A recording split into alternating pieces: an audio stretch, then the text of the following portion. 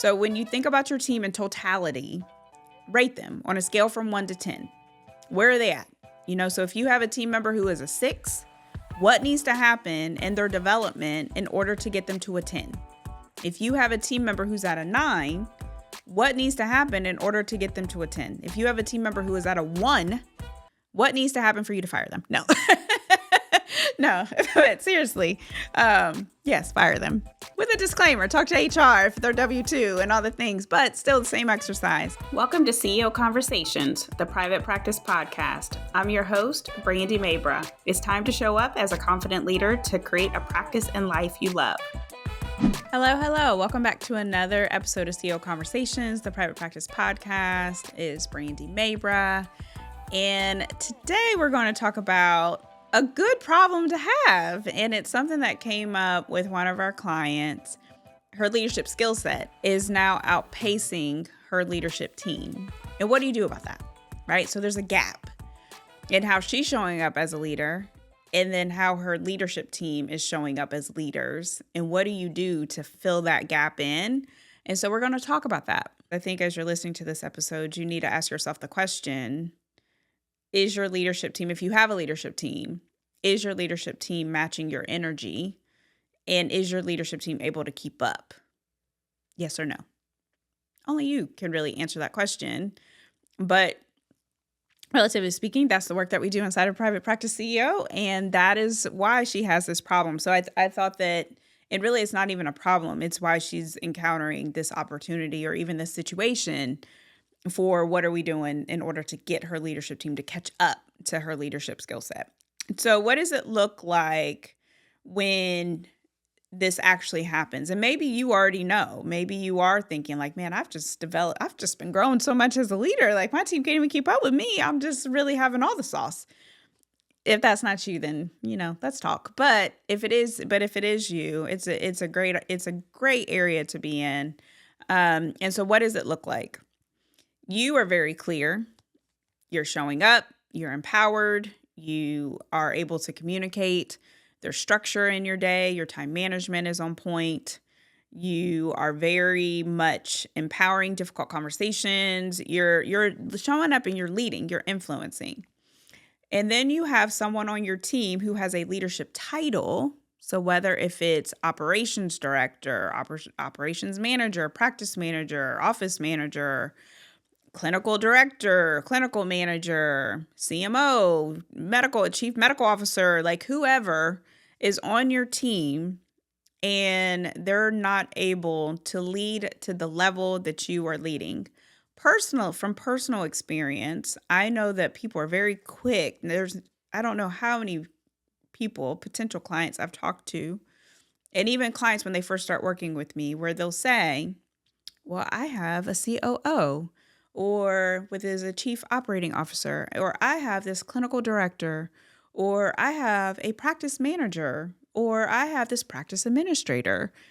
And then you start to dig a little bit deeper and it's like, that person is not meeting the needs of that title.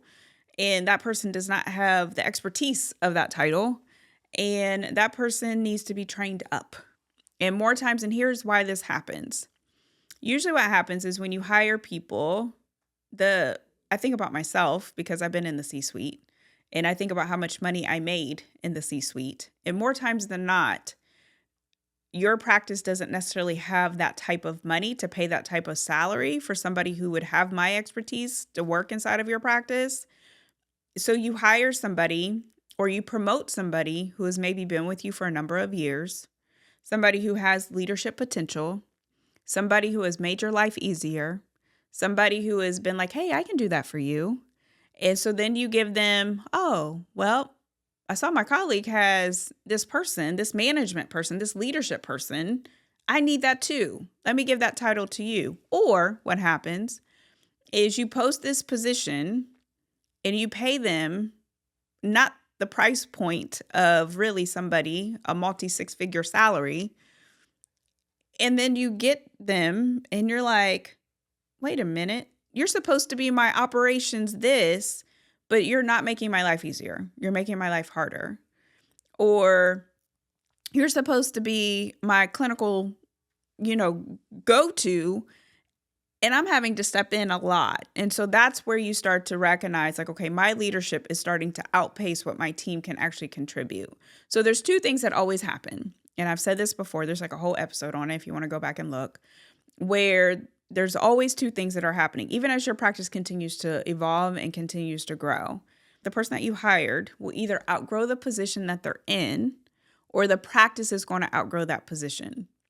So as these things are happening, and especially as you continue to develop as a leader, then you'll start to recognize like, okay, my leadership team isn't performing the way that they once were because you know more, right? A lot of times when we work with clients inside of Private Practice CEO, I'm telling them, what is the name of that title or that position?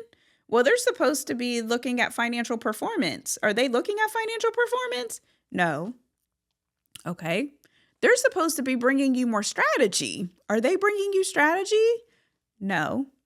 And so now there's this gap that they have to fill in. And so then the next question becomes, well, how do I fill in this gap? Like, what do I do? And so one of the things that we do inside of Private Practice CEO in order to answer this question or in order to be a solution to this problem is we help train leaders. So our clients are able to bring their leadership to like their one-on-one calls. At this point in time, I'm working with our clients and our leadership teams. I've said this like on 3 different episodes at this point in time. So if you're not really picking up on what I'm putting down, then we are there for our clients and their leadership teams. The other piece of this is that there's like a whole dedicated leadership call that we have every single month inside of Private Practice CEO to meet the need of leaders. So that way they can enhance their skill set. So that's something new that we've just started this year. Outside of Private Practice CEO, some of the things where you can start to do for yourself and inside of your practice is what some of our clients are also implementing. You pour a lot into yourself, if I had to guess, in the personal development. You pour a lot into yourself when it comes to professional development. When you have key team members, because I'm talking about leadership teams, but sometimes you do have key team members that you want to pour into, because one of the things that any great leader will do is a true leader will create other leaders. And they will make sure that the folks who they are bringing on their team, you're always hiring with the next position in mind.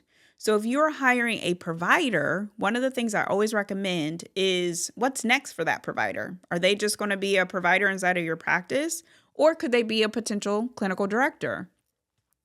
If you are hiring an admin person, could this person be a future operations director or a future COO? And when you start to think about this, we talked about last week, the steadfast leadership. This is all part of it, right? This is all part of you being a proactive leader inside of your practice, a proactive CEO.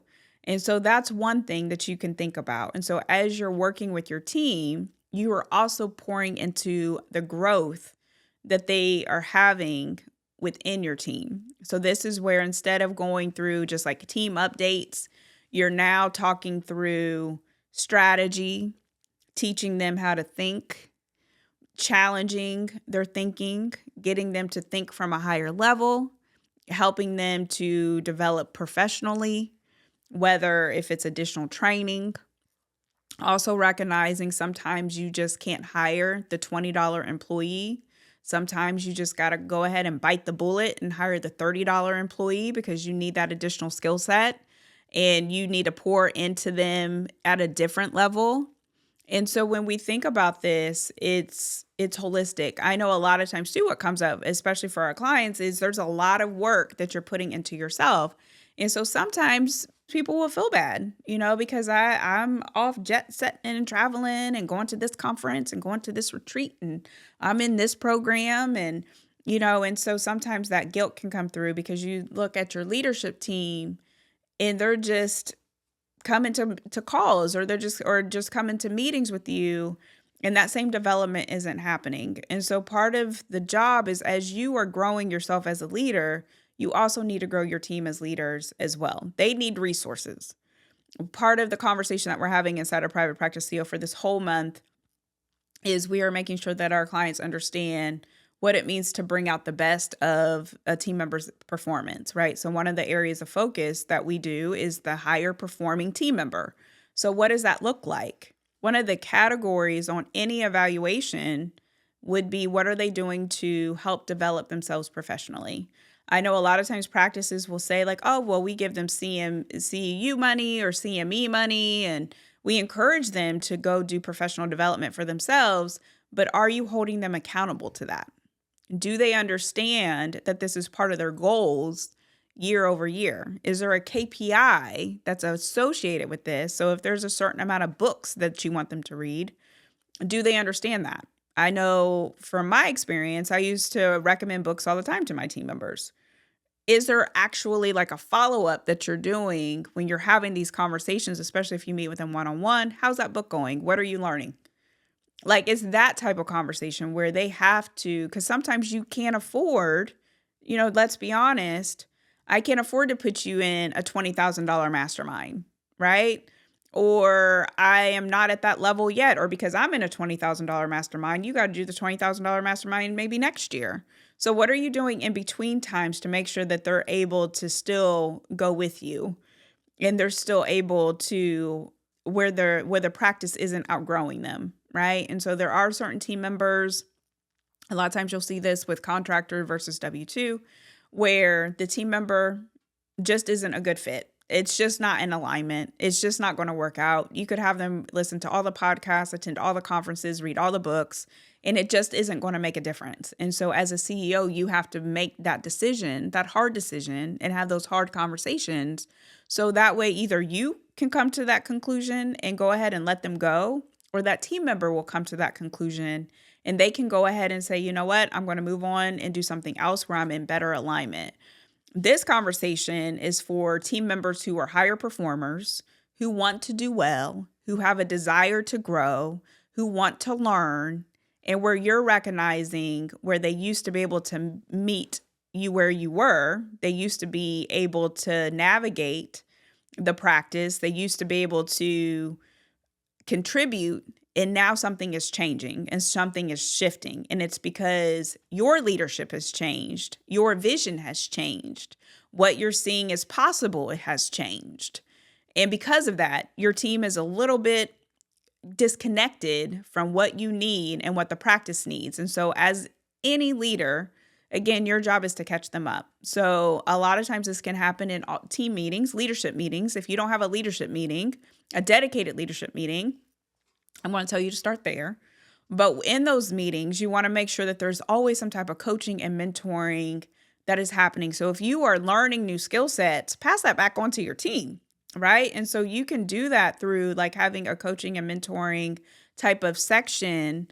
And even right now, I have clients who are requesting me to come and work with their teams to do like a coaching and mentoring section as part of their retreats, getting ready for next year, working with their teams. A lot of it is people are confused when it comes to the economy. Where is healthcare going? And so I'm coming to their practices to kind of give a overview of what that looks like. And so that way they're better prepared when it comes to the business side of the practice.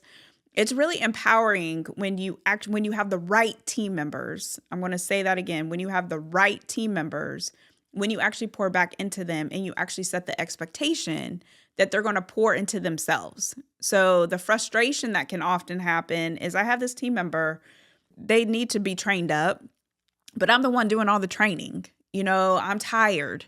I don't want to have to talk to them anymore. I keep talking to them and talking to them and talking to them and nothing changes. Well, I'm sorry. It sounds like maybe you don't have the right team member, but when you have the right team member and you set that expectation, then you don't have to pull so hard. So naturally, I remember when I first got into management and it was my first manager job, it was God. It was an act of God, I'm telling you. And it was because it was by design in order for me to be sitting here today, having this conversation with you. But I remember when I first started, I didn't really know, like I had some management experience, but I didn't really know. I was still learning. At this point in time, I have a master's degree. I didn't have a master's degree then, but I was hungry. I wanted to learn. So what did I do? I went and bought a management book. It was like I can't remember. It was like the first time manager book. And I read that book. No one had to tell me to do that. There were conferences like we used to like back. I'm again always speaking my age, but there was the faxes that would come through. There was a conference that came through called "How to Have a Difficult Conversation." There was a whole seminar on it. Well, I reached out to my boss and said, "Hey, would you pay for this? I think this would be beneficial." No one had to tell me to do that. They paid for it. I didn't have some CEU allowance. No. So I think some of this too is when these gaps happen, you want your team to be proactive. And this is where there's three types of team member. There is the owner, there is the leader, and then there's the doer. And so usually in the order of those things, your doer, the goal is for them to become an owner, and then for the owner to become a leader. A lot of times that doer, because they're doing, sometimes you have to tell them, hey, can you read this book? Or hey, can you go ahead and maybe go to this conference? But once you kind of show them the light, then there should be a natural, I want to get better at this. I want to grow. I see the opportunity where you don't have to work so hard. So I think this goes back to the other three categories when we think about team members. There's the low performer, the middle performer, and the high performer. When you have a high performer in any role within your practice, that high performer is going to want to do better. That high performer is going to be uncomfortable when they're sitting in a seat and they aren't high performing, right? So they're going to go out and read a book, listen to a podcast, go to a conference. They might even pay for stuff on their own dime, because they just want to be a high performer, and they recognize that the practice is outgrowing them, and they need to do something about it. If your team members aren't at that level, that's leadership, so you have to question your own leadership. So if you are in a place where you're like, man, I am like 10 steps ahead of my team all day, every day, all the time, they just cannot keep up. This is a really great exercise to do even at the end of the year. And this is actually something that we work with our clients as well. It's called Rate Your Team. And so your team at any point in time is either doing well, or even like your high performers. Sometimes your high performers can kind of slip back. So when you think about your team in totality, rate them on a scale from 1 to 10. Where are they at? So if you have a team member who is a 6, what needs to happen in their development in order to get them to a 10? If you have a team member who's at a 9, what needs to happen in order to get them to a 10? If you have a team member who is at a 1, what needs to happen for you to fire them? No, no, but seriously, yes, fire them with a disclaimer. Talk to HR if they're W-2 and all the things, but still the same exercise. What needs to happen if they are at a 1 in order for you to get them to a 10? And so when you go through this exercise, it allows for you to get clarity on really the team that you have. When you think about your team collectively, on a scale from 1 to 10, where are they at? Is your team at a 6? Are they at a 9? Are they at a 1? Sometimes people will say, like, my team is amazing. They're fantastic. And then you really start to go through things and start talking more about that team dynamic and that business culture. And there's some room for improvement. So I think if you feel like your team is just lagging behind, do that exercise, and then thinking about what needs to happen within your team in order to get everybody to a 10. I will tell you, when you start to go through this exercise, you probably will start to lose some folks. And this is where people start to fall off. And this is where people start to just settle. And this is where people just, I would rather just have a warm body, and then you're mad. Right. And so you don't necessarily want to just settle. You can't settle. So there are also clients that we work with that are at certain revenue goals, and we are scaling their practices down team wise because the team cannot, no matter how much we pour into them, cannot get them to the next level of business growth. Just impossible. So you have to go through this, and it's almost like the cleaning out of the closet. Everyone loves this analogy. I always get told like, oh, I love that analogy. So it's like cleaning out the closet. So you pull everything out of your closet, and then you think about what is the vision of the closet, and then you start to put stuff back. And it's a most aggravating process ever. And this is where this analogy comes from, because I lived it in real life. So I was pregnant. I was nesting. I was 8, almost 9 months, big belly. So if you can imagine me, big belly, big belly Brandy. sitting up there like cleaning out my closet. And I walked in and I was like, I don't even know the day. It was just like, this looks messy. It doesn't feel good to work in. It's like I'm here in this vision and my closet isn't matching where my vision is going to be with a baby boy. So I started to clean out my closet and I started pulling everything out and everything was on the floor. And I remember just sitting there in the middle of the floor with this big pile of clothes, just crying because of my life decision at that point in time to clean out my closet. And I'm emotional and hormonal and my big belly and there's all this stuff on the floor and I had to clean it up. I mean, who else was going to do it, right? So I had no choice. But in order for my closet to meet my vision where I was organized, and that's really what I was after. I was going to be a new mom. I did not have the support that I needed, really going towards, I didn't know it at the time, but I was going to end up being a single mom. And I needed to have an organized closet. And so that organization represented me, my vision being 10 steps ahead of what was happening inside of my closet. So when I started to put things back in just one outfit at a time, one shirt at a time, one sweater at a time, one pair of jeans at a time, in a matter of it took days. It really did because I'm pregnant. I'm tired. I can't move fast. But at the end of it, it was a beautiful closet. It was so beautiful. But I had to take the time to really think about, where do I want my shirts? Where do I want my jeans? What do I want to do with my winter clothes? What do I want to do with my summer clothes? And so when you think about your team, what is that for you? Like, what do you want to do with them? Right? Like, what do you want to do with the positions that are inside of your practice?